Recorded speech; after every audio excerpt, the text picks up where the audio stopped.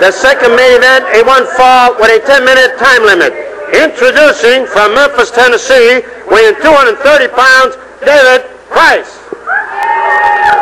From Minneapolis, Minnesota, weighing 245 pounds, the world heavyweight champion, Nature Boy Ric Flair. Referee Lee Warren.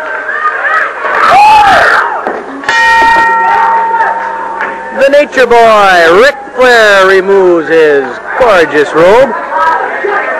The referee waits for him to remove the gold belt. That's what it's all about. The biggest prize in wrestling. And Ric Flair is being very careful to whom he handles the belt. He wants to handle the belt over. I'll get it. First time we ever lost Larry up from the table here, and Ric Flair wants to give the belt to Larry. Nobody else but Larry Madison. He says, "Guard it with your life, Vic." He says, "Guard it with your life, so you take it." That's why he gave it to you. Oh, well, we'll keep it here. And we'll wonder whose waist it's going to be around when the new year dawns. We'll wonder, will 1982 show this belt around Ric Flair's waist? Or will that be strapped around the waist of Dusty Rhodes?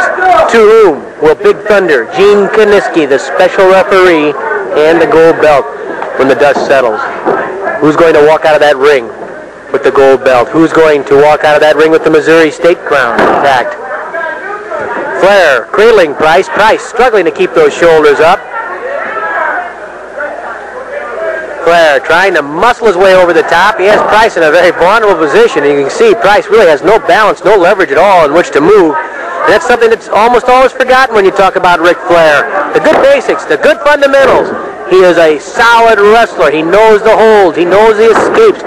He can handle himself when he's down the mat. Look at him ride Price. Price trying to sit out.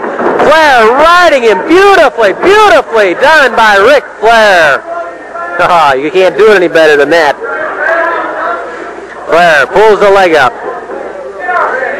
Comes up with a leg lock, a toe hold. Now he's going to try and cradle him again. Once more grapevining the inside of the leg. Price struggling to get that shoulder up. Dusty Rhodes knows all these things about Ric Flair. He realizes them. We're not saying anything that Rhodes doesn't already know. Think back to September the 17th in Kansas City.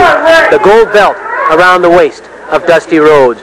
Rhodes just signed for a match here in St. Louis against Harley Race.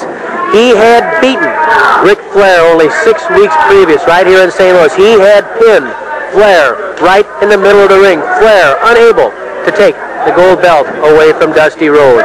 So this night in Kansas City, when Dusty Rhodes stepped into the ring, he was thinking Harley Race. He knew Flair was dangerous, but he'd beaten him once before. He knew he had this tremendous challenge coming up from Harley Race in a town where Race has been fantastically successful. And here came Ric Flair. Dusty Rhodes calls it that simple twist of fate. Flair caught Rhodes in the figure 4 leg lock. Had him there for a couple of minutes. Punished the knees of Rhodes, but Rhodes finally managed to get to the ropes. They broke the hold.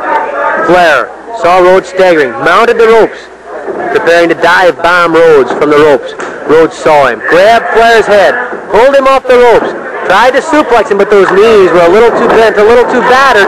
Down went Rhodes underneath Flair. Price hitting the ropes. Flair waiting with a hip toss.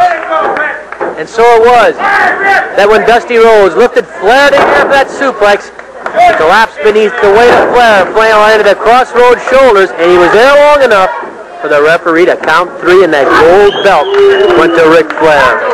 One apiece. One in St. Louis for Dusty Rhodes. One in Kansas City for Ric Flair.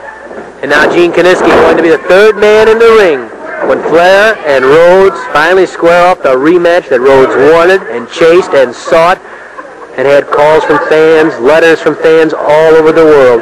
And Sam Muchnick, the crown jewel, maybe of his promotional career, has landed in here, the top of a card that is absolutely spectacular from top to bottom. The girls' tag team title on the line, the Missouri State crown at stake, the World Heavyweight Championship up for grabs. Look at that tag match. Harley Race and Greg Valentine, the son of Johnny, on the same side against David Von Erich and Rufus R. Jones.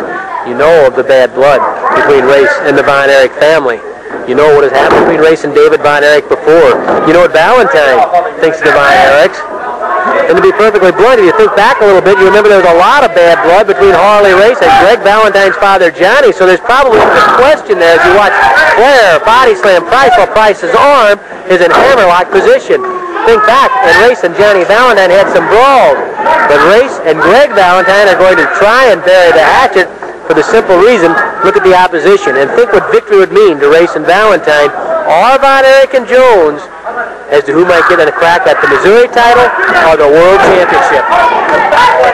5 minutes have elapsed, 5 minutes left. It's going to be as tough a team as you could possibly imagine on one side with Race and Valentine. But David Von Erich with all that skill and all that power, and Rufus R. Jones, certainly one of the most dynamic personalities St. Louis fans have ever seen. Certainly one of the most popular. They may blow the roof off when David Von Erich and Rufus Jones get in that ring together. And Race and Valentine may bring the building down. Quite a tag match, to say the least. And don't forget the headache ball, Dick the Bruiser. Oh, what he's going to do to Patera. And what Patera may do to the Bruiser. Don't underestimate the Missouri State champion. He took the title away from Jack Briscoe. He took the title away from Kevin Von Erich. Twice he has won the Missouri State crown. Of course, the Bruiser himself is a former Missouri State title holder. Patera is no slouch. Don't forget he's fresh for a victory over Kerry Von Erich. Good, hard, fast match. Tremendous match. No matter what you do outside the ring, when that bell rings, that's it. No matter what Patera says or what Bruiser says, you got to do it inside the ring. Or what Flair says or what Rhodes says. That is truly a super spectacular. And the addition of Gene Kaniski as the special referee. Big Thunder is going to be calling it square and fair. You can bet on that.